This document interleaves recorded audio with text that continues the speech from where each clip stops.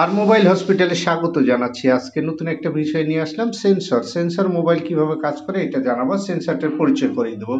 মাদারবোর্ডের উপরের অংশে কালো একটি প্লাস্টিকের দুটো বিন্দুওয়ালা একটা পয়েন্ট থাকবে, এটা হচ্ছে সেন্সর। হ্যাঁ, এই সেন্সরটা মোবাইলে প্রত্যেকটি মোবাইলই এখন থাকে। তো সেন্সরটা কাজটা কিভাবে করে, আমরা যখন মোবাইলে কল দিই, কল দেওয়ার পরে কানে ধরার সঙ্গে সঙ্গে লাইটটা অফ হয়ে যায়। তো এই কাজটা অটোমেটিক করে থাকে সেন্সরে। হ্যাঁ, যেমন কানে মোবাইলটা ঠেকালেই তোমার লাইটটা অফ হয়ে যাবে, কিংবা সেন্সরের কাছে কোনো হাতের অংশ কিংবা কোনো কিছু দিয়ে যদি হাতটা দেওয়া যায়, সেক্ষেত্রে লাইটটা অফ হয়ে যায়। তো এই উদ্দেশ্যে সেন্সরটা তৈরি করা হয়েছে, হ্যাঁ, মোবাইলের। তো এই যে উপরের অংশে যে কালো একটা রাবার দিয়ে ঢাকা থাকে সেন্সরটি, এই যে সেন্সরটা উপরের অংশে থাকবে, দুটো বিন্দু থাকবে।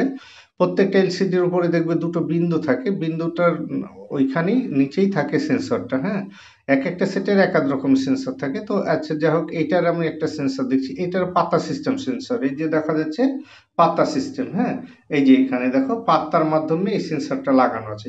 কোনটা সরাসরি ডিসপ্লে মাদারবোর্ডেই থাকে লাগানো, আবার কিছু কিছু তা থাকে পাতা দিয়ে ফ্রেমের উপরে লাগানো থাকে। এই দুই টাইপের সেন্সর সাধারণত হয়ে থাকে।